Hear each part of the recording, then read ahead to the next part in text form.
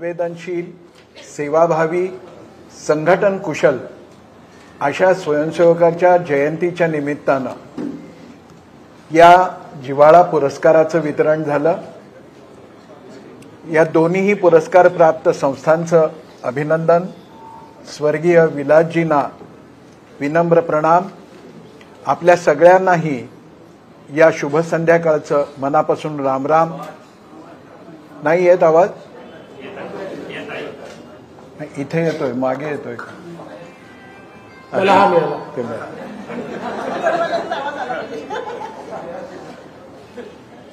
ही सामाजिक स्थिती आहे. प्रश्नकर्त्याचा आवाज नेहमी कमी असतो आणि उत्तर देणाऱ्याचा जोरात असतो. प्रश्न फक्त उत्तर देणाऱ्याला ऐकू आला म्हणजे बरं. आपल्या मनातील ते उत्तर देत आहेत. खरं तर आता सांगितलं गेलं त्याप्रमाणे हा पूर्ण कौटुंबिक स्वरूपाचा कार्यक्रम आहे. याच्यामध्ये माननीय देवाभाऊंचं व्यक्तिमत्व समजावून घेणं, त्यांच्या जीवनातल्या काही प्रसंगांचं आपल्याला जर उलगडा करून बघता आला तर आपले देवाभाऊ आपल्याला कळायला आणखीन सोपं जातं. याच्यामध्ये निवेदिका भगिनींनी सांगितलं की हा राजकीय प्रश्नोत्तराचा कार्यक्रम नाही, पण सावजीकडे जेवायला गेलो आणि बिनतिकटाचं काही आहे का असं विचारलं तर बरं दिसणार नाही. त्यामुळं थोडी थोडी राजकीय चर्चा तर याच्यामध्ये अपेक्षित आहेच.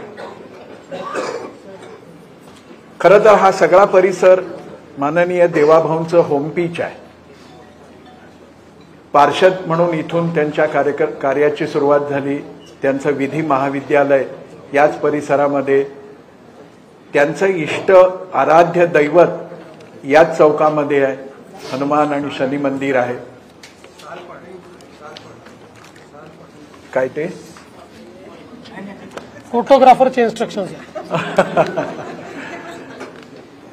त्यामुळं हे होमपीच असल्यामुळं पारिवारिक संवाद अधिक राहील, ही गोष्ट खरी आहे. मोकळेपणाने तुमच्या सगळ्यांच्या मनामध्ये असलेल्या अपेक्षा आणि प्रश्न मी मांडायचा प्रयत्न करणार आहे. तितक्याच मोकळेपणाने देवाभाऊ आपल्याला उत्तरं देणार आहेत. आज एकादशी असल्यामुळं मला सहजच भगवान श्रीकृष्णांची आठवण झाली. आणि भगवान श्रीकृष्णांच्या व्यक्तिमत्वामध्ये दार्शनिक असो, संत असो, ऋषी असो, साधक असो, त्या सगळ्यांना एका गोष्टीचं मोठं आकर्षण वाटतं. ते म्हणजे भगवान श्रीकृष्णांच्या ओठावरचं हास्य. काही संतांनी तर असं म्हणून टाकलं की श्रीकृष्णाच्या ओठावरचं हे जे हास्य आहे ते म्हणजे दुसरं तिसरं काही नाही तर साक्षात माया आहे. त्यानंतर असंच एक आणखी हास्य मधून मधून तुटतोय ना आवाज. असंच एक हास्य मोनालिसाचं होतं, ज्याचा अर्थ लावायचा आज अखेर प्रयत्न चाललाय, पण कोणाला त्याचा नीट अर्थ लावता नाही आला. जुनेच माईक आणा.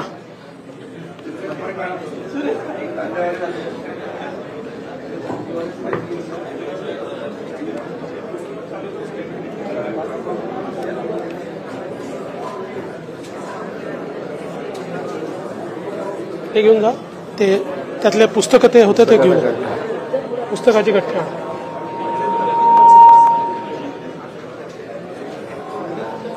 अजून एक गठ्ठा तिकडे ठेवा.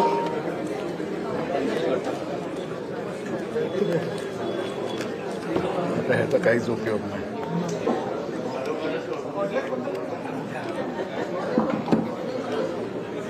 चालू आहे. जरा जास्तच कौटुंबिक होतोय.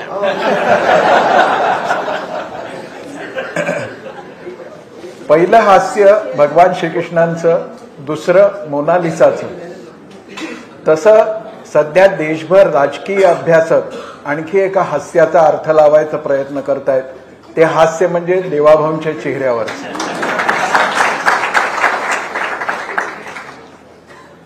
महापालिकेपासून वेगवेगळ्या निमित्तानं वेगवेगळ्या व्यासपीठावरती ते हास्य विलसित होत असताना मी पाहतोय.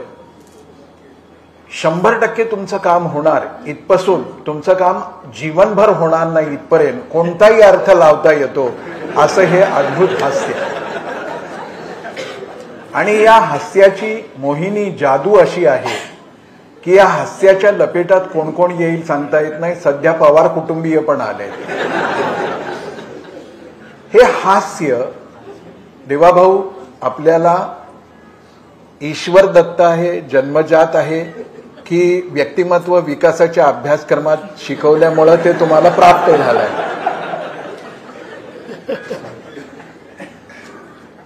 खरं म्हणजे व्यक्ती मोठा झाला की त्याच्या विविध गोष्टींना त्या ठिकाणी एक प्रकारे त्याचं वर्णन केलं जातं किंवा त्याला मोटिव्स दिले जातात. मी लहानपणापासून असाच आहे, माझ्यात काही अंतर नाही आहे. लहानपणी असं हसलो तर निरागस हसला म्हणायचं, राजकारणात असं असलो तर छदमी हसला म्हणतात. त्यामुळे जशी जशी पदं बदलतात तसं तसं त्या हास्याचे अर्थ बदलत जातात. बाकी हास्य तेच आहे. मी निरागसही म्हणालो नाही आणि छदमी म्हणालो नाही. मी असं म्हणालो की मोहिनी घालणारं हे हास्य कसं काय प्राप्त झालं. ठीक आहे, या हास्याच्या जाळ्यात कोण कोण येतंय, कसं कसं येतंय आपण सगळे बघतो. महाविद्यालयीन जीवनामध्ये हास्याचा वसंत ऋतू येतो असं म्हणतात. तर त्या काळात कोण कोण लपेटामध्ये आलं होतं? मी नावं नाही विचारत, मी संख्या विचारतोय. महाविद्यालयीन जीवन हे सगळं आंदोलनांमध्ये गेलं. त्यामुळे तेव्हा कोणाला लपेटायचाही वेळ नव्हता आणि लपेटून घ्यायचाही वेळ नव्हता. पण प्रश्न असा पडतो की याच हास्यामध्ये संसार अमृताची प्राप्ती झाली का या हास्यामुळे? हे मात्र म्हणता येईल. कारण मी नेमका कसा आहे आणि काय करणार आहे याची 100% जर तिला सुरुवातीलाच माहिती असती तर कदाचित माझ्याशी लग्न केलं नसतं.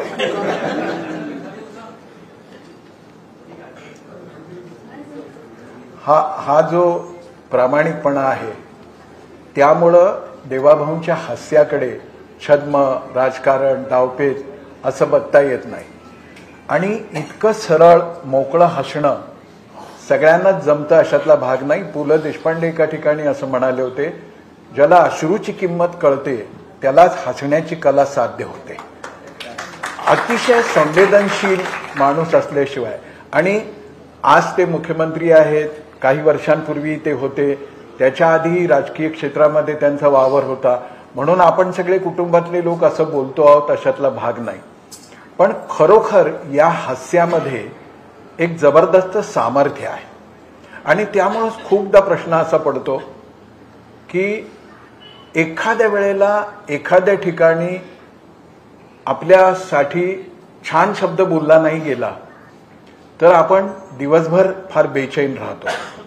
विशेषतः आम्हा प्रवचनकार, कीर्तनकार लोकांच्या बाबतीत आणखीन एक गोष्ट घडते की 10 लोकांपैकी 8 लोक पाया पडले आणि 2 नाही पडले तर दिवसभर लक्षात राहतं की हे 2 पाया का नाही पडले. आता पाया पडणं ही काही शिवीगाळ नाही, ही काही टीका नाही, आलोचना नाही.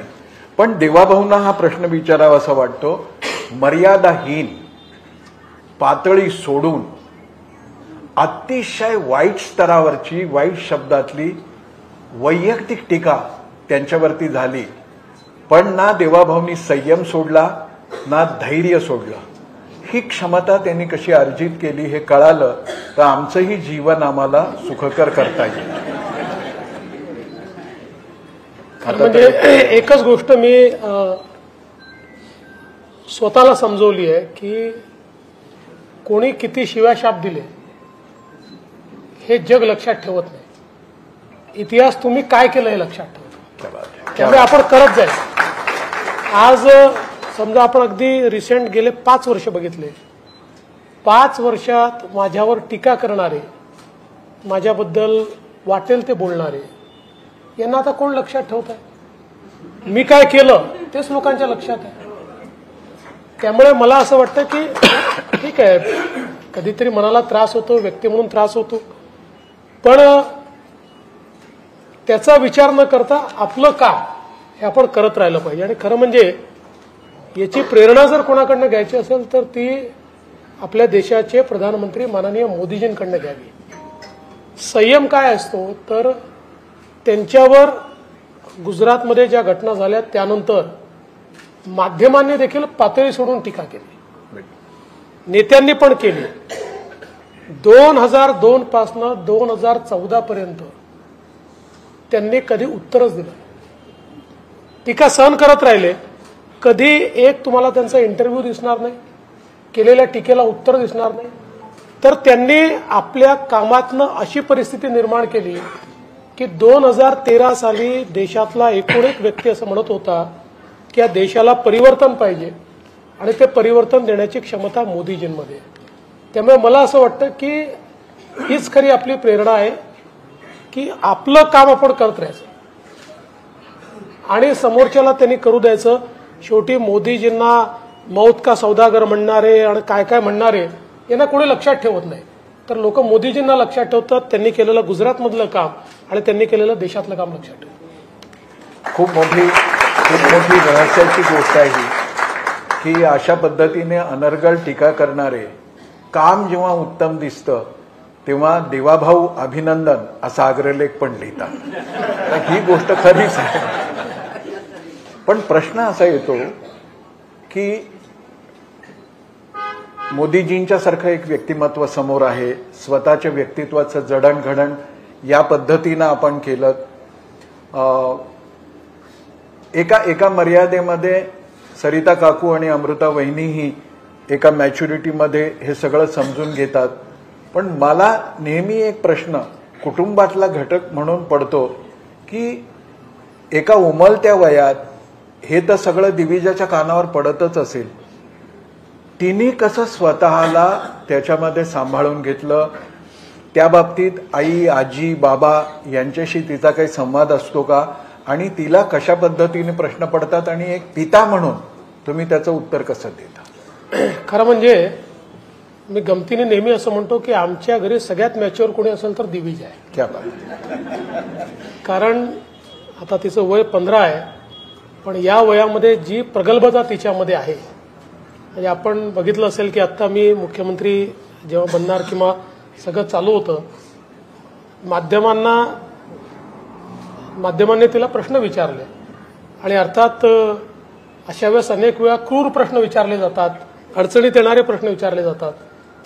पण तिला प्रश्न विचारला की तुला काय वाटतं, तुझे वडील होतील का, ते मुख्यमंत्री होणार आहेत का? तिने सांगितलं जो होईल तो महायुतीचा होईल आणि नेते ठरवतील तो मुख्यमंत्री होईल.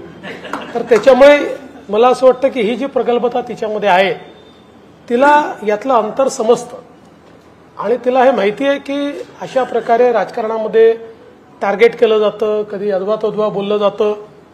त्यामुळे मला असं वाटतं की ती मॅच्युरिटी त्याच्यामध्ये एक प्रकारे उपजतच आली किंवा ती तिने स्वतः अक्वायर केली. फार काही आम्ही कोणी, मी किंवा आईनी किंवा अमृतानी तिला समजवलं, शिकवलं असं नाही आहे.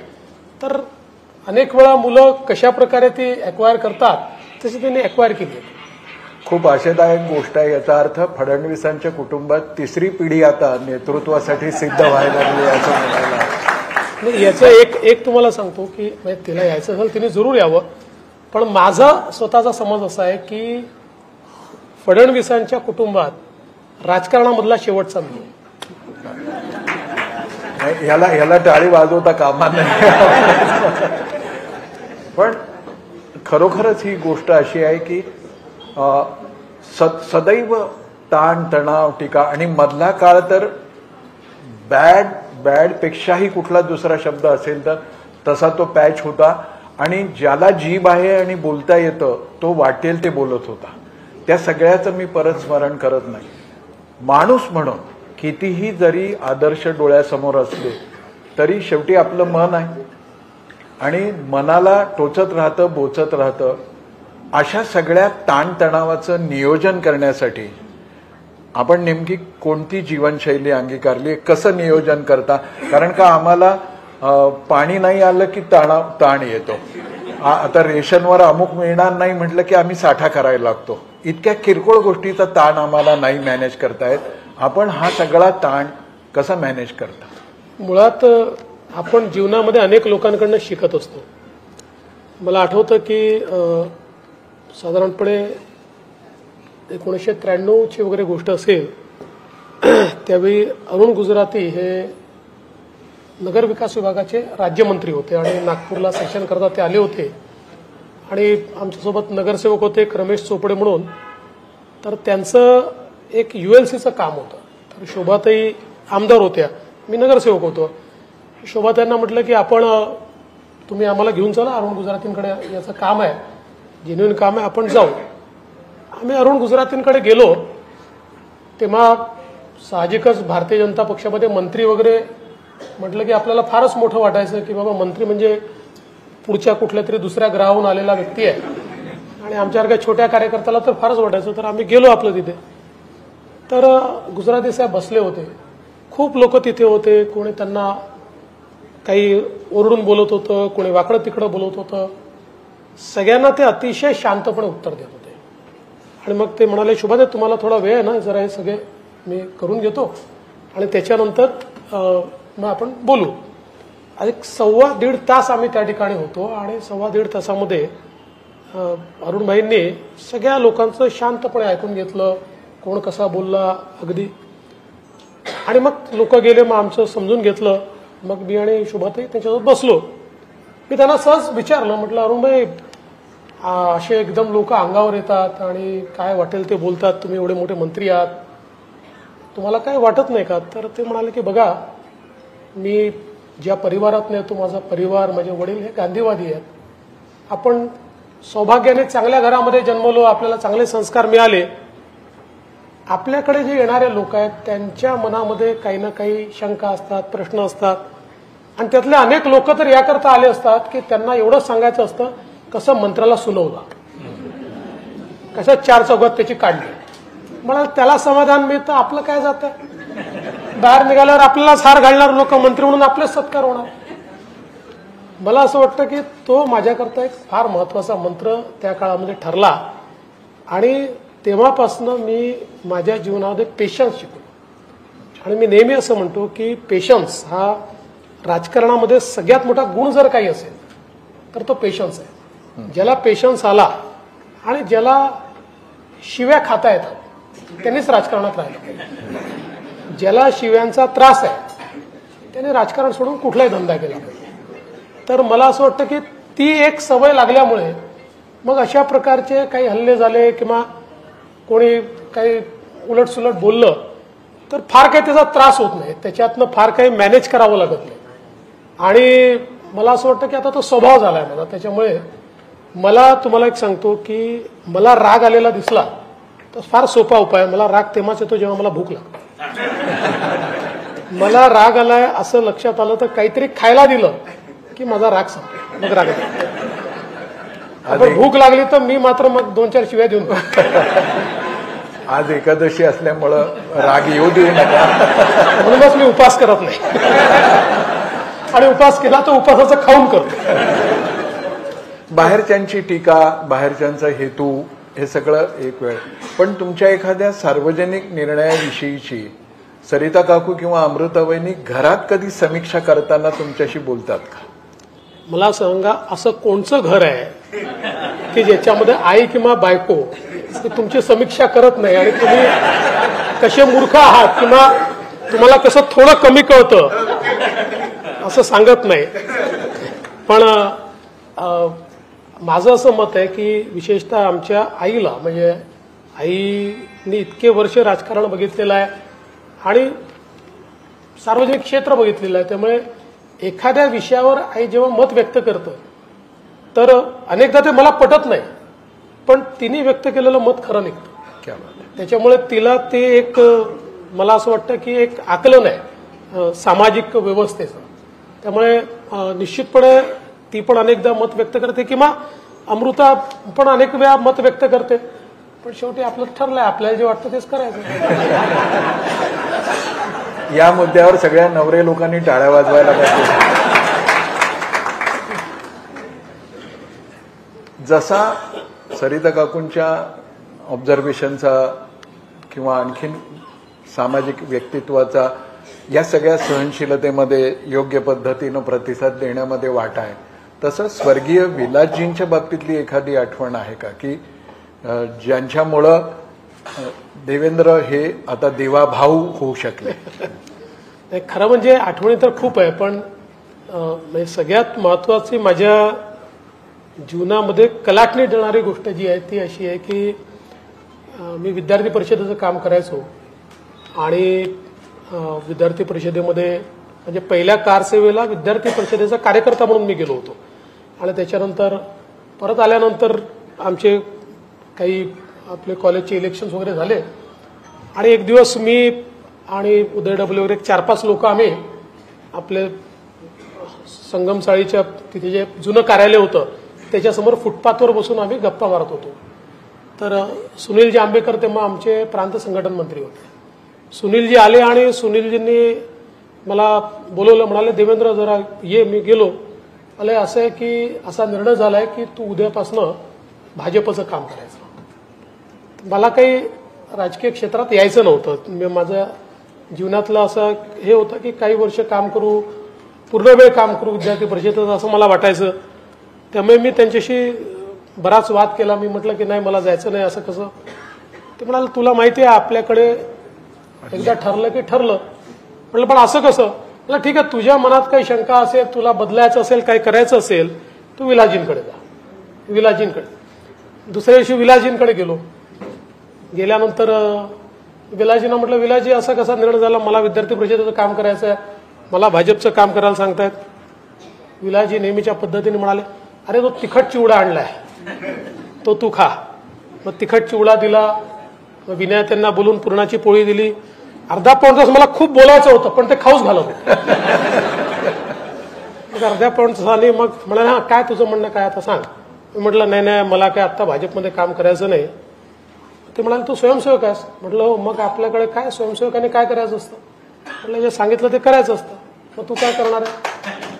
म्हटलं काम करीन भाजप. असं एका मिनिटात विलासजींनी त्यावेळी कन्व्हिन्स केलं. आणि खरं म्हणजे आमच्यामध्ये जी उपक्रमशीलता आली ती विलासजींमुळे आली. म्हणजे आज ज्या नॅशनल कॅन्सर इन्स्टिट्यूट असेल, भोसला मिलिटरी स्कूल असेल, या सगळ्या गोष्टी त्याची प्रेरणा किंवा त्याच्यामध्ये पाठबळ हे जर कोणाचं असेल, खिशामध्ये दमडी नाही आणि शेकडो कोटी रुपयाच्या प्रकल्पांचं स्वप्न बघायचं, तर हे स्वप्न बघताना आपल्या पाठीशी कोण आहे तर विलासजी आहेत. विलासजींनी सांगितलंय त्यामुळे करायचं आहे. अशा प्रकारची भावना ही विलासजींच्या बद्दल असायची. मला असं वाटतं की एकूणच जे विलासजींचं व्यक्तिमत्व होतं ते शांतपणे तुमच्या मनामध्ये ते एखादी गोष्ट रुजवायची आणि ती एकदा रुजली की ती करण्याची प्रेरणाही द्यायची आणि त्याच्याकरता तुमच्या पाठीमागे लागायचे देखील आणि तुम्हाला मदतही करायची. आणि म्हणून मला असं वाटतं की म्हणजे त्या पिढीतले जे काही आम्ही लोक आहोत यांच्या जीवनामध्ये विलासजींचं खूप महत्व आहे किंवा विलासजींशी जो काही आमचा संपर्क आला त्यातनं खूप गोष्टी आम्हाला शिकायला मिळाल्या. खरोखरच सगळ्यात कठीण संघकार्यासाठी क्षेत्र असलेल्या उत्तर नागपूरमध्ये विलासजींनी ज्या पद्धतीनं घराघरामध्ये संबंध प्रस्थापित केले, मग अशिक्षित अडाणी माणसाला कौटुंबिक समस्येतही त्यांनी मार्गदर्शन केलं आणि देवाभाऊंसारख्या एका शिक्षित आणि स्वतःचं ठाम मत असलेल्या तरुणालाही आपल्या दृष्टीने अनुकूलतेने वळवलं आणि एक मंत्र म्हटला की आपण संघाचे स्वयंसेवक आहोत तर आपल्याला काय केलं पाहिजे तर आज्ञा पाळली पाहिजे. अशी आज्ञा देवाभाऊ उपमुख्यमंत्री व्हा असं जेव्हा सांगितलं गेलं तेव्हाही हाच भाव होता. पण शेवटी चेहरा लपत नसतो. जरी हास्य असलं तर इतना जो तुम मुस्कुरा रहे हो क्या गम है जिसको छिपा रहे हो, हे आमच्यासारख्यांना तरी काय म्हटलं आता पितृतुल्य म्हटलं ना मला आता तर कळतं. तर त्यावेळेला आज्ञापालन आणि मनाची घालमेल याचा बॅलन्स कसा काय जमतो? नाही, याचं कारण काय होतं की ज्यावेळेस हे परिवर्तन होत होतं आणि आम्ही सगळा निर्णय केला त्यावेळी सुरुवातीला मी अशी विनंती केली होती की आपण शिंदे साहेबांना मुख्यमंत्री करू आणि मी सरकारच्या बाहेर राहील. आणि मी त्याचं कारणही सांगितलं होतं की लोकांना असं वाटेल की बाबा हा किती सत्तेचा भुकेला आहे, की कालपर्यंत मुख्यमंत्री होता, आता पुन्हा सत्ता पाहिजे तर हा मंत्रिमंडळात चालला. आणि मी म्हटलं की माझ्यासारख्या व्यक्तीला अशी टीका किंवा अशा प्रकारचा भाव हा काही मला आवडणार नाही, म्हणून मला पक्षाचं काम द्या, बाहेरून सरकार चालवू, आपण बाहेरून त्यांना मदत करू आणि मी पक्ष वाढवतो. आणि सुरुवातीला जवळपास हे ठरलं होतं, पण नंतर पक्षामध्ये तो निर्णय बदलला. आणि निर्णय बदलल्यानंतर ज्यावेळेस मला हे सांगितलं, आणि आज तुम्ही मला विचाराल तर मला असं वाटतं की वरिष्ठांनी जो काही विचार केला तो बरोबर होता. मला त्यांनी सांगितलं की बघ, शेवटी अशा प्रकारचं एक नवीन सरकार चालवायचं आहे, कोएलिशनचं सरकार चालवायचं आहे, सगळ्यात मोठा पक्ष आपण, मुख्यमंत्री आपला नाहीये. अशा परिस्थितीमध्ये सरकार नीट चालवायचं असेल तर तुझ्यासारख्या अनुभवी माणसाला आत असलं पाहिजे. आणि सगळ्यात महत्वाचं जे मोदीजींनी मला सांगितलं की कुठल्याही परिस्थितीमध्ये एक्स्ट्रा कॉन्स्टिट्युशनल अथॉरिटी बनून सरकार चालवू नये. बाहेरून सरकार चालवलं तर ते सरकार नीट चालत नाही. आणि जो आतमध्ये आहे तोच सरकार चालवू शकतो.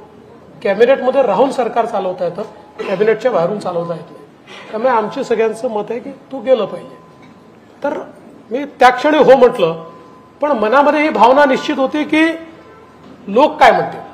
आपण अनेक वेळा लोकांचा विचार करतो किंवा लोक काय म्हणतील की याला किती सत्तेचा या ठिकाणी म्हणजे सत्ता पिपासू अशा प्रकारचा हा जीव आहे की कालपर्यंत मुख्यमंत्री होता, आता लगेच पुन्हा या ठिकाणी उपमुख्यमंत्री होतं. पण पक्षाने सांगितलं आणि मी ती जबाबदारी स्वीकारली. आणि 2 दिवसामध्ये देशभरातल्या कार्यकर्त्यांनी आणि नेत्यांनी ज्या प्रकारे मला संदेश केले, फोन केले, माझ्याशी बोलले, मी आज हे सांगू शकतो की मुख्यमंत्री झालो असतो तर जेवढा मान सन्मान मिळाला नसता त्यापेक्षा जास्त मान सन्मान उपमुख्यमंत्री झाला.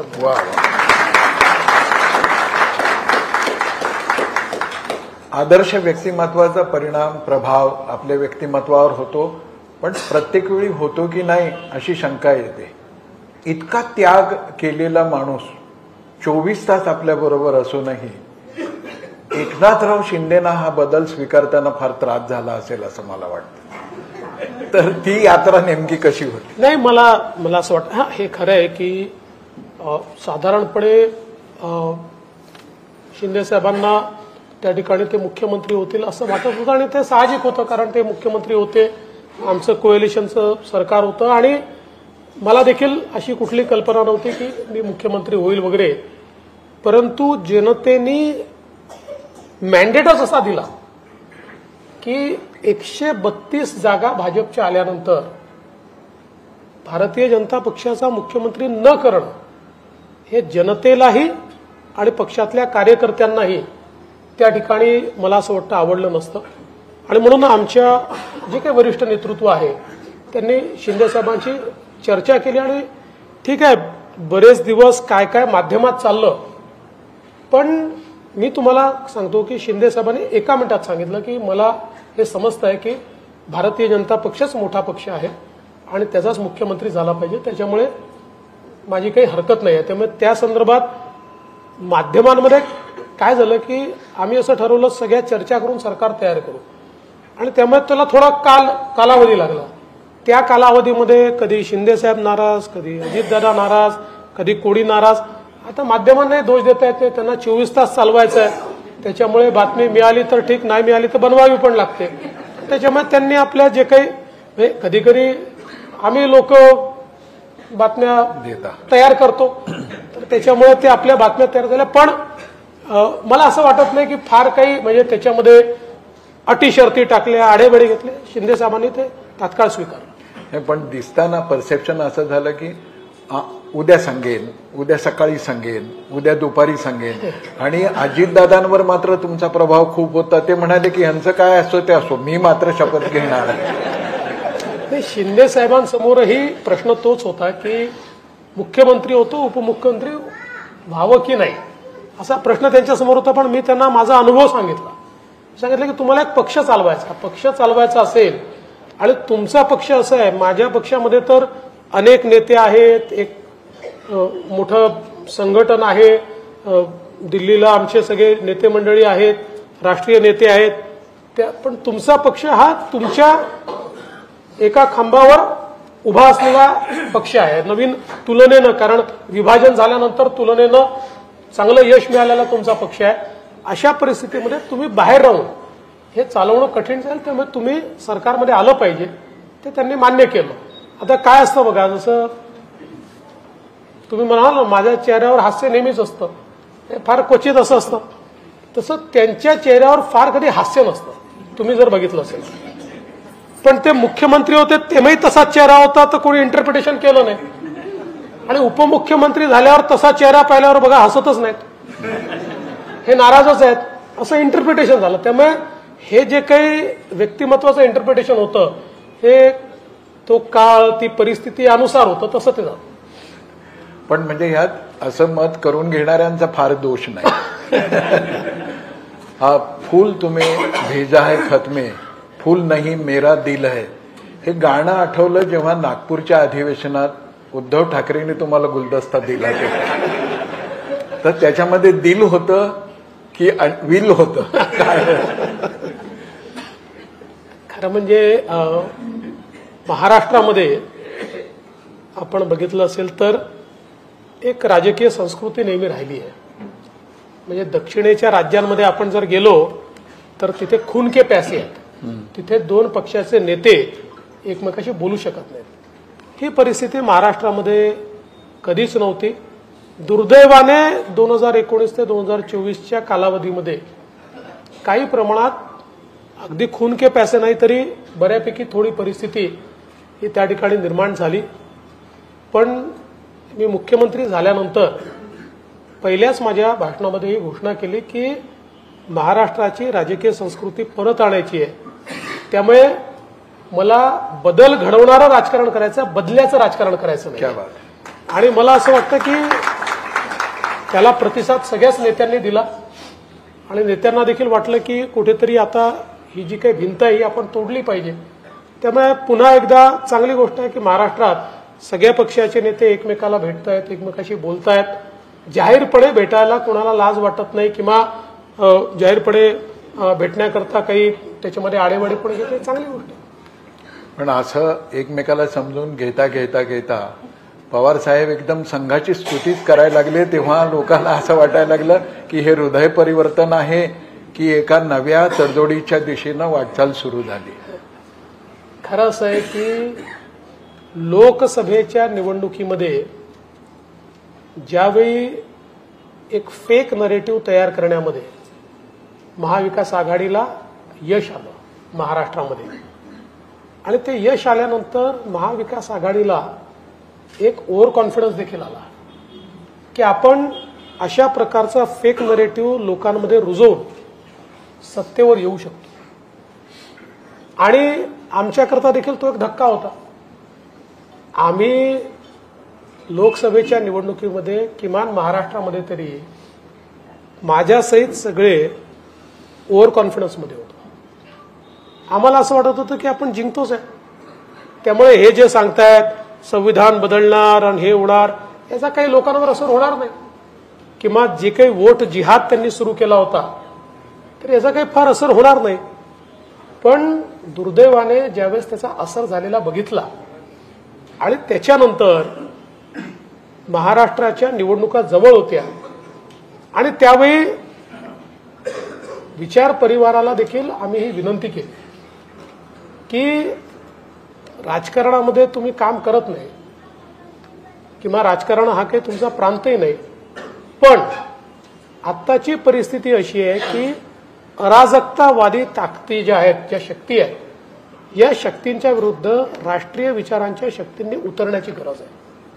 आणि मला असं वाटतं की राष्ट्रीय विचाराच्या ज्या शक्ती आहेत की ज्यांचा मूळ विचार परिवार हा राष्ट्रीय स्वयंसेवक संघ आहे, अशा विविध क्षेत्रातल्या लोकांनी केवळ अराजकतेच्या विरुद्ध लढायचं आहे म्हणून या निवडणुकीमध्ये आपापली भूमिका आपापल्या क्षेत्रात अतिशय उत्तमपणे निभावली आणि त्यामुळे जो फेक नरेटिव्हचा बागुलबुवा किंवा काय म्हणतात त्याला एक मोठा फुगा हा तयार झाला होता, त्याला एका मिनिटात टाचणी लागली आणि लोकसभेपेक्षा विधानसभेचे निकाल हे पूर्णपणे वेगळे लागले. किंबहुना विधानसभेत महाविकास आघाडीत धून निघाली. शरद पवार साहेब अतिशय चाणाक्ष आहे. त्यांनी निश्चितपणे याचा अभ्यास केला असेल की एवढं मोठं आम्ही तयार केलेलं वायुमंडल हे एका मिनिटात पंक्चर झालं तर ही करणारी शक्ती कोण. आणि मग त्यांच्या लक्षात आलं की ही शक्ती जी आहे ही नियमित राजकारण करणारी शक्ती नाही आहे, ही राष्ट्रकारण करणारी शक्ती आहे. आणि म्हणून त्यांनी त्या शेवटी प्रतिस्पर्ध्याचंही कधीतरी कौतुक करावं लागतं, त्या हिशोबाने त्यांनी ते कौतुक केलं असावं असं माझं मत आहे.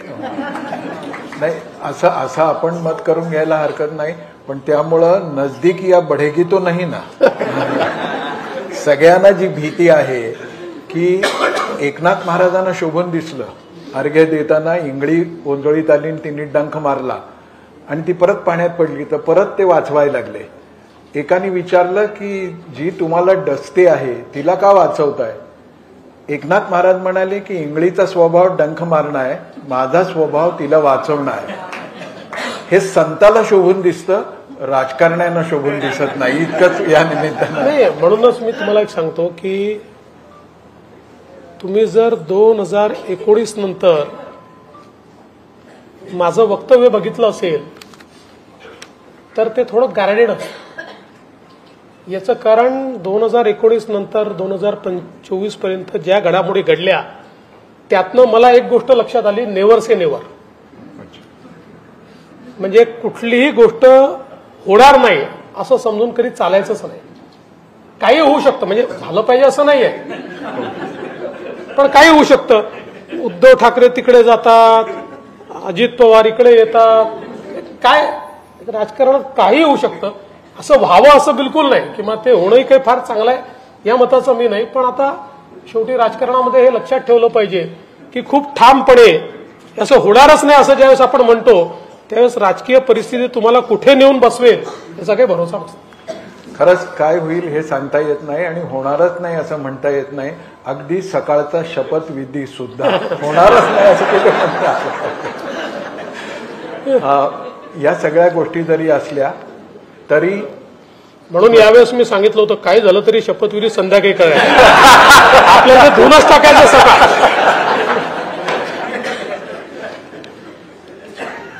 सकाळ धार्जिणा नाहीये असं त्याचा अर्थ झाला. या सगळ्या गोष्टी आहेत, ताणतणावाचं नियोजन, टीका आलोचना, कोणत्याही पातळीवरची सगळं सहन करणं. यात देवाभाऊ आपला एक स्वभाव खूप लक्षात येतो, जाणकारांच्या येतोच पण सामान्य माणसांच्याही येतो. कितीही व्यस्ततेमध्ये आपण असलात तरी आपला अलर्ट, दक्षतेचा जो एक भाग आहे तो कधी सुटतोय असं लक्षात येत नाही. म्हणजे अगदी 2 दिवसापूर्वीचं उदाहरण, स्वामी गोविंददेव गिरींच्या कार्यक्रमामध्ये देवाभाऊंना जिरेटोप दिला गेला आणि सगळ्यांनी म्हटलं की तो तुम्ही डोक्यावर ठेवा. पण एक क्षण असा होता की ते टीव्हीवर बघणाऱ्या माझ्यासारख्याच्या छातीत धस्स झालं की आता हा टोप खरंच जर त्या लोकांनी आग्रहाने, मोदी टोपी नको म्हणू शकतात ती वेगळी गोष्ट आहे, पण जिरे टोप डोक्यावर घातलास तर काय होईल. पण त्या क्षणी देवाभाऊंनी सांगितलं की नाही, मी या टोपाला फक्त नमस्कार करू शकतो, हा डोक्यावर घालायचा अधिकार फक्त शिवाजी. ही जी दक्षता आहे, हा जो एक नेमकेपणा आहे, खरं म्हणजे अशा प्रश्नोत्तराच्या कार्य पारिवारिक असल्यामुळं वैयक्तिक अनुभव सांगतो मी. पहिल्यांदा आपण जेव्हा मुख्यमंत्री झालात तेव्हा आपलं एक शाही स्वागत नागपुरात झालं.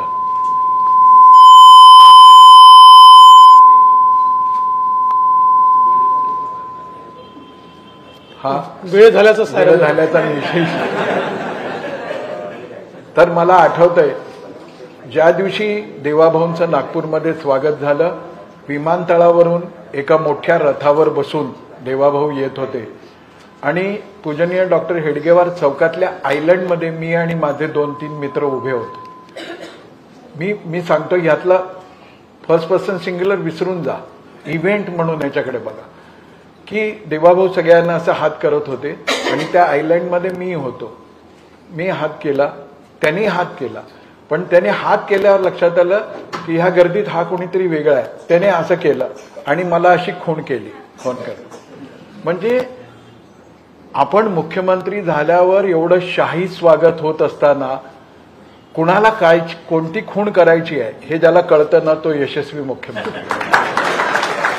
ही दक्षता कशी काय जमते? मी असं म्हणेल की खरं म्हणजे तुम्ही जिरेटोपाचा उल्लेख केला तर ही दक्षता आणि हा संस्कार आहे. कारण जिरेटोप घालण्याचा अधिकार हा केवळ आणि केवळ महाराजांना आहे आणि महाराजांच्या वतीनं आपण तो स्वीकारू शकतो, पण तो आपण घालू शकत नाही. आणि स्वीकारत असताना आपल्याकडे ही भावना असली पाहिजे की राजकारणात काम करत असताना राज्य कारभार ज्या प्रकारे महाराजांनी चालवला त्या प्रकारे चालवण्याची हिंमत असेल तर तो जिरेटोप आपण स्वीकारला पाहिजे, नाहीतर तो स्वीकारू नये. म्हणूनच मी तो स्वीकारला, तो माझ्या डोक्याला लावला, मी त्याला एक प्रकारे त्याचं दर्शन घेतलं, वंदन केलं आणि मनातल्या मनात म्हटलं की या जिरेटोपाचा ज्यांचा अधिकार आहे किमान त्यांच्या एक दशांश तरी माझ्या हातून काहीतरी व्हावं असा आशीर्वाद. हे जे आहे की त्या क्षणी तसं वाटणं, तसं करणं, तसं सुचणं. तर हा इव्हेंट घडल्यानंतर मला माझ्या मुंबईच्या इलेक्ट्रॉनिक मीडियातल्या एका पत्रकार मित्राने विचारलं, अरे म्हणे यांना बरोबर कळतं की काय मेसेज द्यायचा आहे. एरवी तो टोप घेतला असता तर लोकांनी नावच ठेवलं असतं. हे खरंच मनापासून असतं की दाखवायसाठी? मी म्हटलं म्हणजे काय? ते म्हणे मुख्यमंत्री झाले तर शपथ घेतल्यानंतर पहिल्यांदा काय केलं तर गोमातेचं पूजन केलं. आत्ताही संतांच्या तिकडे सत्कार झाला त्यावेळेलाही गोमातेचं पूजन केलं. तर त्यांनी मला विचारलं की हे दाखवायसाठी असतं की आत काही आहे? मग मी त्याला एक छोटा प्रसंग सांगितला. एक 5 वर्षाचा मुलगा आहे, तो दुपारी 4 वाजता नागपूरच्या बसमध्ये बसतो, 8 वाजता मूल नावाच्या खेड्यावर पोचतो. त्या मुलाचं नाव आहे देवेंद्र.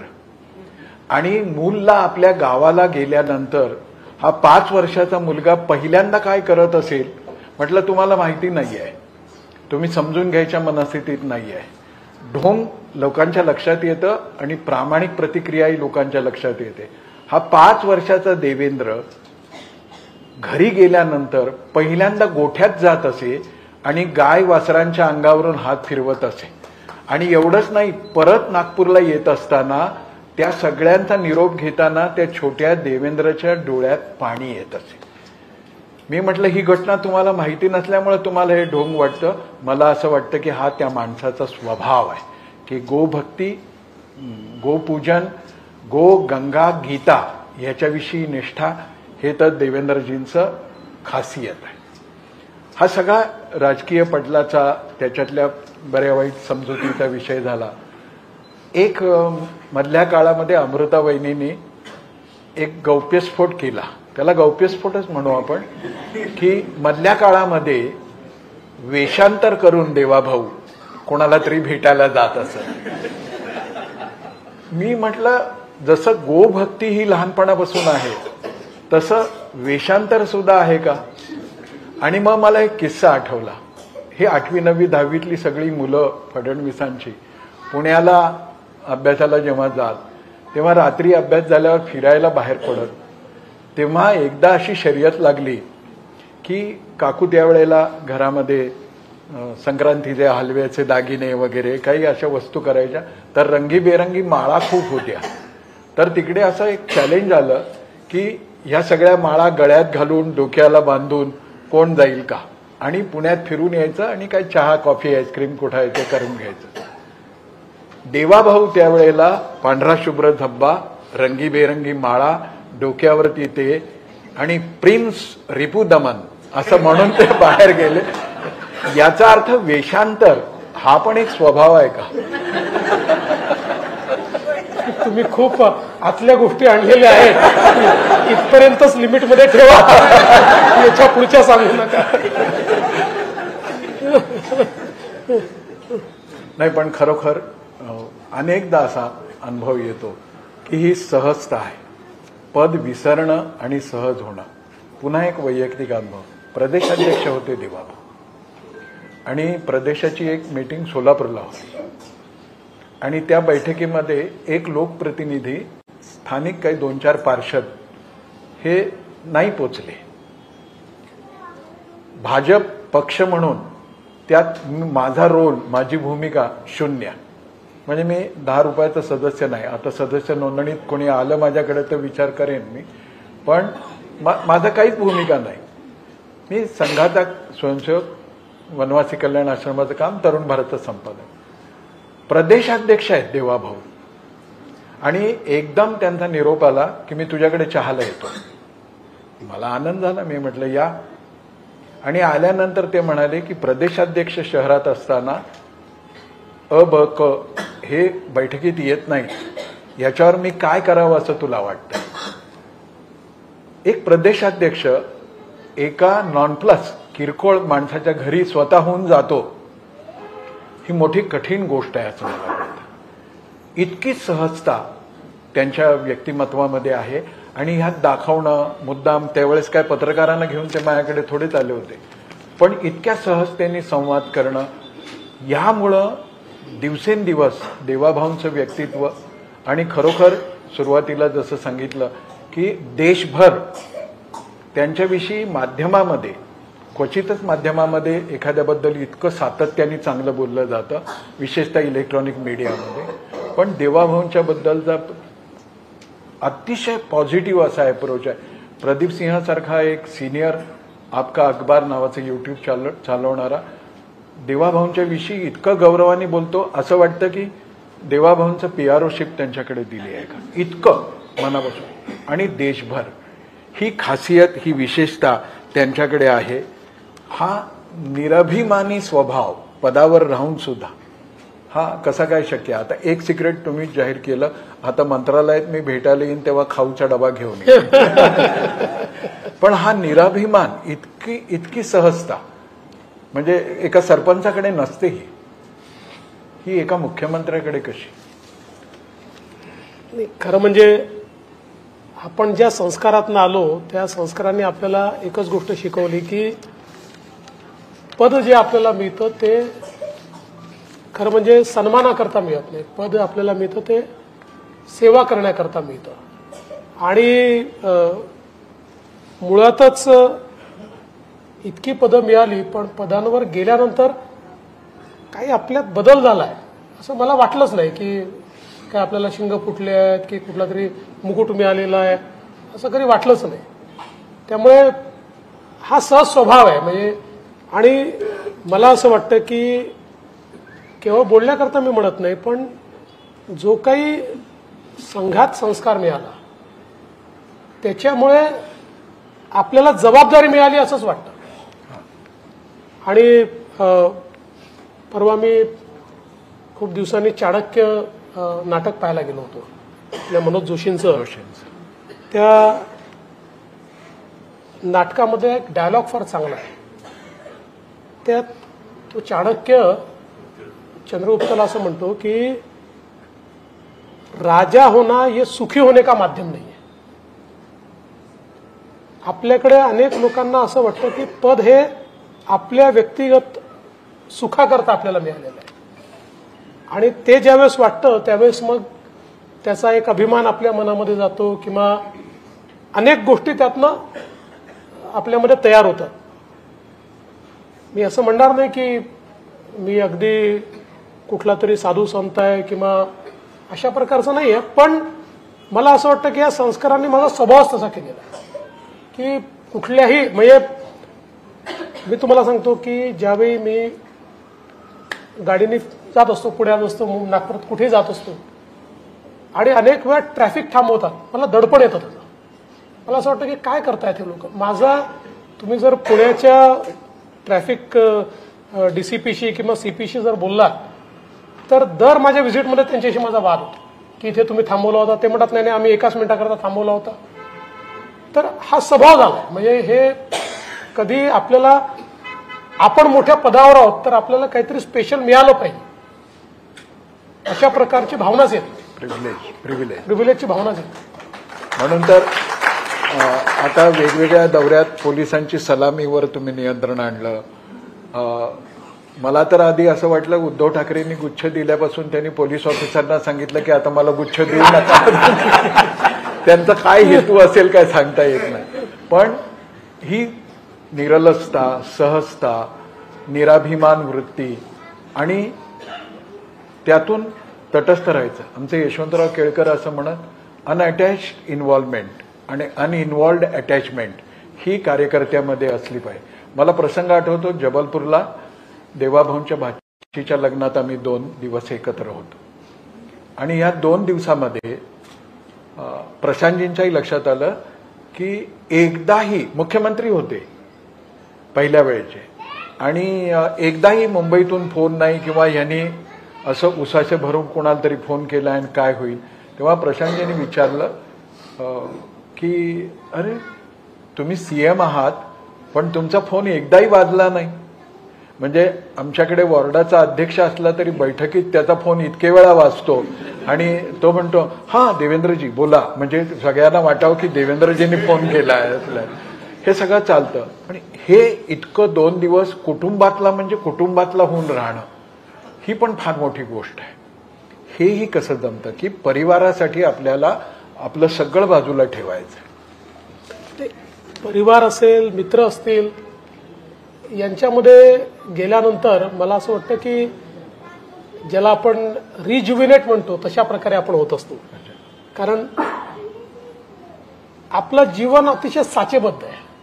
सकाळी उठल्यापासून रात्रीपर्यंत लोक लोक लोक, आणि ते जर आले नाही तर आपण बेचैन होऊन जातो. म्हणजे असं वाटतं काहीतरी गेलं आपलं आता, म्हणजे आपली मान्यता कमी झालेली दिसते की कोणी यायलाच तयार नाही आपल्याकडे. तर त्याच्यातनं कुठेतरी आपल्याला जेव्हा आपण बाहेर पडतो, म्हणजे जुन्या मित्रांमध्ये आपण बसतो किंवा परिवारात बसतो आणि आपलं पद वगैरे विसरून ज्यावेळेस आपण त्यावेळी, तर मला असं वाटतं की त्यातनं एक नवीन जीवन मिळतं आपल्याला, एक रिज्युविनेशन आपलं होतं, ऊर्जा मिळते, एक चांगल्या प्रकारची ऊर्जा मिळते. ते मला अशा प्रकारे आवडतं. म्हणजे अशा संधी कमी मिळतात पण जेव्हा मिळतात तेव्हा मी त्याचा उपयोग घेतो. अजूनही असं एकदम बिनटपाची जीप काढून मित्रांबरोबर फिरावं वाटतं की नाही? असं वाटतं, पण आता मी एवढंच करतो की मला ड्रायव्हिंगचा शौक आहेच. त्यामुळे मी आता गेले 8-10 वर्ष मुंबईमध्ये रात्री 12-1 वाजता कोणाला तरी एखाद्या ज्याच्याकडे चांगली गाडी असेल त्याला बोलवतो, त्याला म्हणतो बाजूला बैस, आणि मग 2 तास गाडी घेऊन पूर्ण मुंबई फिरतो, पनवेल बिनवेल कुठेतरी जाऊन येतो. माझा ड्रायव्हिंगचा जो शौक आहे तो रात्री 12-1 वाजता मी पूर्ण करतो. मला वाटलं मरीन ड्राईव्हवरच फिरता की काय. गमतीचा भाग असा आहे की कुटुंबासाठी वेळ देणं, कुटुंबातल्यांबरोबर जाणं आणि त्यातून नवीन ऊर्जा प्राप्त होणं, त्या ऊर्जेचा हे व्यक्तिमत्व कसा वापर करतं ह्याचं एक छोटं उदाहरण सांगतो. पहिल्या वेळी जेव्हा ते मुख्यमंत्री होते तेव्हा महापालिकेचा चुनाव लागला होता आणि उमेदवारांची निवड करायची होती. तर संघटन मंत्री, प्रदेशाध्यक्ष आणि मुख्यमंत्री असे 3 जण संध्याकाळी 5 वाजता यादी करायला बसले, कोण कोण कसं कसं कसं. खरं तर मुख्यमंत्र्यांनी असं म्हणायला पाहिजे होतं प्रदेशाध्यक्ष आणि संघटन मंत्र्यांना, तुम्ही यादी पक्की करून टाका, शॉर्टलिस्ट करा, मी ओके करायची की नाही करायची ठरवतो. संध्याकाळी 5ला ही बैठक सुरू झाली. दुसऱ्या दिवशी पहाटे 5 वाजता याद्या पक्क्या होऊन ती बैठक संपली. 12 तास ही जी ऊर्जा मिळते आहे ती अशा सहज वागण्यातून, निराभिमानी वृत्तीतून, संघ संस्कारातून, घरच्या वातावरणातून अशी सगळी त्यांना मिळत असते. देवाभाऊंचं राजकीय, सामाजिक, सांस्कृतिक, कॅन्सर इन्स्टिट्यूट ही तर अशी अद्भुत गोष्ट इथे झाली आहे की संपूर्ण मध्य भारतासाठी ती मोठी अभिमानाची गोष्ट बनली. अशा अनेक गतिविधीमध्ये ते सक्रिय असतात. पण मला त्यांचा आणखीन एक छुपा पैलू आहे, रहस्य नाही पैलू, तो म्हणजे मराठी भाषेला त्यांनी काही शब्द दिले. जसा करेक्ट कार्यक्रम हा एक शब्द दिला, करेक्ट कार्यक्रम. दुसरा दिला हिज मास्टर्स व्हॉइस पत्रकार, HMV पत्रकार. तिसरा दिला अकलूजकरांच्या आत्ता लोकसभेतला सगळा रोल बघता सोडणार नाही. तर हे जे काही आहे तर हे शब्दाचं वेड सुद्धा लहानपणीपासून आहे. एकदा कधीतरी लहानपणी तरुणपणी विजिगीषू असा शब्द त्यांनी वाचला तर सरिता काकूंचं माहेरचं नाव विजय आहे. तर आईला ते मग विजिगीषू याच नावाने एक शब्द आवडला की त्या शब्दामागे जायचं, असं शब्दाशी पक्का असणारा आणि तरीही सोडणार नाही असं जेव्हा म्हणतो तेव्हा पकडलेला हात सोडणार नाही की बदला घेतल्याशिवाय सोडणार नाही. ज्यांना सोबत ठेवलाय त्यांना त्यांचा पकडलेला हात सोडणार नाही आणि आता आपल्याला बदला घ्यायचाच नाहीये. इतकं आपण किती वेळ बोलू शकतो पण त्याला एक मर्यादा आहे. जेवढं कमी वेळात आहे याच्या पाठीमागचा उद्देश एवढाच होता की तुमच्या आमच्या कुटुंबातलं एक व्यक्तित्व आपल्या परिसरात आपल्या डोळ्यासमोर उमलत गेलेलं, उलगडत गेलेलं, विकसित होत गेलेलं व्यक्तित्व आज सगळ्या देशभर ज्यांच्याविषयी अपार आकर्षण आहे असं व्यक्तित्व ते घडलं कसं, माणूस म्हणून कसे आहेत ते आपल्याला निर्णयात बोलताना, जसं आता मंत्र्यांना त्यांनी फतवा काढलाय की आठवड्यातले 3 दिवस मंत्रालयात राहिलंच पाहिजे. प्रशासनामध्ये 7 कलमी कार्यक्रम दिलाय की हे झालंच पाहिजे. अतिशय कठोर भूमिका घ्यायची तेव्हा घेतात. हसण्यामध्ये सुद्धा एक पाठीमागे हा कठोर आणि असं वाटतं की या माणसाचं मन कसं आहे. पण हा माणूस कळायचा असेल तर आत्ता खासदार महोत्सवामध्ये रामकथा ऐकत असताना त्यांनी जेव्हा कथा सांगणाऱ्या त्या कवीला आलिंगन दिलं तेव्हा अक्षरशः गदगद होऊन गेले होते. ही केवळ रामाची जादू आहे अशातला भाग नाही. हृदय मुलायम आहे. निर्णय प्रशासक म्हणून ठामपणाने घ्यावेच लागतात. आणखीन एक वैशिष्ट्य त्यांचं असं की कुठलाही प्रश्न ते टाळत नाही. पण म्हणून किती प्रश्न विचारायचे. म्हणून शेवटचा टप्पा रॅपिड राऊंडचा करू आपण. अगदी छोटे छोटे प्रश्न आहेत. राज ठाकरे की उद्धव ठाकरे? असं आहे की मी पुन्हा सांगतो, मागाशी मी सांगितलं की राजकारणात काही पक्क नसतं. आधी उद्धव ठाकरे मित्र होते, मग राज ठाकरे मित्र झाले, आता राज ठाकरे मित्र आहेत आणि उद्धव ठाकरे शत्रू नाही आहेत. राज की बात बताई. दुसरा भाग असा येतो की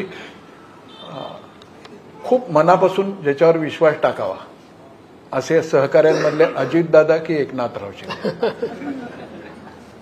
माझ्यापुरतं विचाराल तर माझे दोघांशी अतिशय एक्सक्लुझिव्ह संबंध आहे. त्यांचं वेगवेगळ्या लोकांची वेगवेगळे डायनामिक्स असू शकतात, पण शिंदे साहेबांशी माझी खूप जुनी मैत्री आहे आणि अजितदादांमध्ये जी एक पॉलिटिकल मॅच्युरिटी आहे त्याच्यामुळे त्यांची माझी वेवलेंथ खूप मोठ्या प्रमाणात जुळते. श्रूड हा शब्द चांगला नाही वाटणार, पण ठाम कठोर असा राजकारणी अधिक कोण, मोदी की शहा?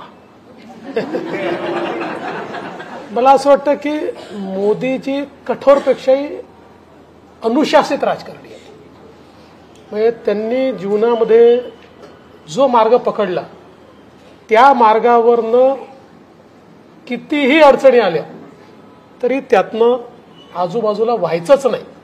हे जे अनुशासन लागतंय फारच कठीण आहे. म्हणजे तुम्ही मला जर विचाराल तर त्याच्यात 10% देखील माझ्याकडे तेवढं अनुशासन नाही.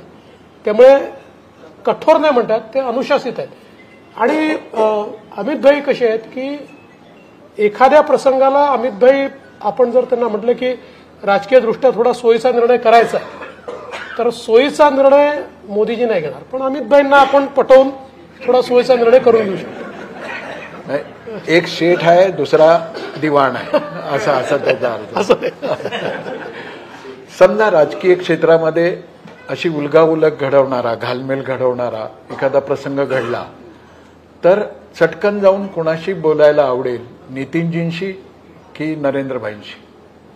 नितीनजीच अवेलेबल आहेत ना. नरेंद्रभाईकडे राष्ट्रीय प्रश्न, आंतरराष्ट्रीय प्रश्न आहेत, आपण आपले छोटे छोटे प्रश्न घेऊन पुढे. पण एक मी निश्चितपणे आपल्याला सांगतो की मोदीजींची एक ही पण म्हणजे एक गोष्ट सगळ्यांनी जाणून घेण्यासारखी आहे की आपल्याकरता, आपल्या कुटुंबाकरता, हे मीच नाही, कोणीही जे काही प्रमुख नेते आहेत, आमदार आहेत, खासदार आहेत, यांनी वेळ मागितला तर ते वेळ देतात आणि अतिशय ज्याला कौटुंबिक अशा प्रकारची चर्चा करतात. तुमच्या अडचणी असतील तर त्या समजून घेतात. त्यामुळे मुळात मोदीजींचा जो स्वभाव आहे हा जरी वरून कठोर दिसत असला तरी तो फार इमोशनल आहे आणि एक त्यांचा कनेक्ट असतो. त्यामुळे आपण काही प्रधानमंत्र्याला रोज भेटायला जाऊ शकत नाही, पण जेव्हा आपण भेटतो त्यावेळेस त्यांच्याशी मनातल्या 4 गोष्टी बोलता येतात. आणि त्यांच्यातला दुसरा मोठा गुण आहे की ते किती वेळ ऐकून घेतात. ऐकून घेण्याची त्यांची जी क्षमता आहे, जसं तुम्ही मगाशी बोललात, तुम्हाला एक उदाहरण सांगतो की आमची इलेक्शन कमिटीची बैठक होती, आजही होती, पण आज या कार्यक्रमामध्ये मी गेलो नाही. तर लोकसभेच्या वेळी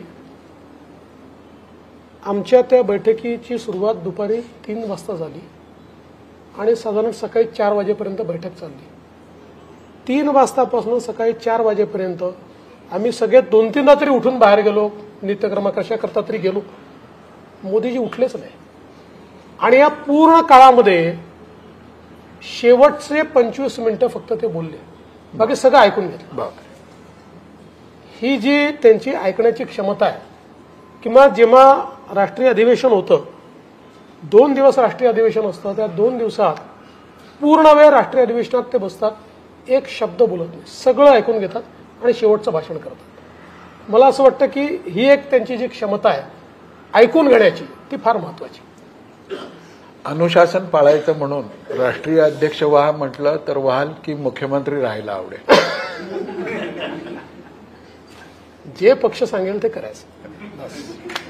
मी तुम्हाला एक सांगतो बघा, माझं एक नेहमी म्हणणं आहे की देवेंद्र फडणवीस हा इतका मोठा झाला, ठीक आहे, त्याची क्षमता होती म्हणून नाही झाला, त्याच्या पाठीशी पक्ष उभा होता म्हणून झाला.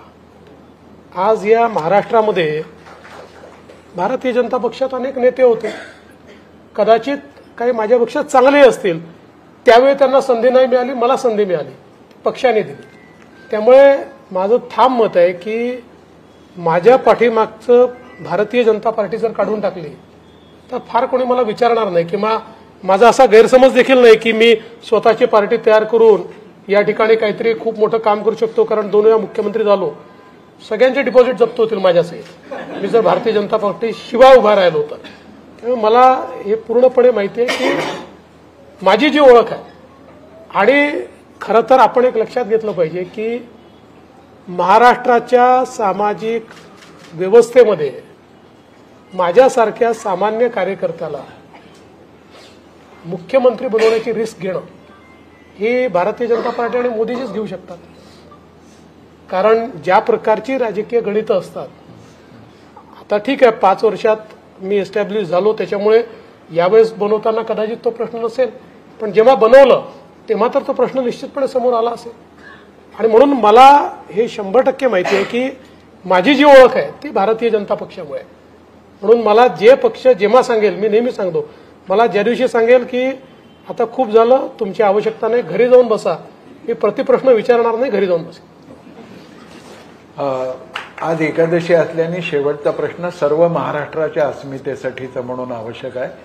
काशी विश्वनाथ कॉरिडॉर झाला, विठ्ठल कॉरिडॉरची सुरुवात कधी होणार? फार महत्वाचा प्रश्न तुम्ही विचारला. आणि आम्ही खरं म्हणजे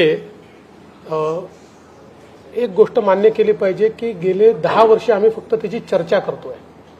अर्थात मंदिराचं काम आम्ही आता सुरू केलं, मागच्या काळात मी भूमिपूजन केलं, त्यातलं आतलं काम बऱ्यापैकी झालं, आता एकदम बदललेलं मंदिर आपल्याला पाहायला मिळत आहे. पण कॉरिडॉरचं काम अजून आम्ही सुरू करू शकलो नाही. पण माझी इच्छा आहे की आता यावर्षी आपल्याला, कारण आपल्याला तिथली पूर्ण माहिती आहे, आपण सोलापूरमध्ये अनेक वर्ष वास्तव्य केलं असल्यामुळे काही लोकांच्या शंका कुशंका आहेत.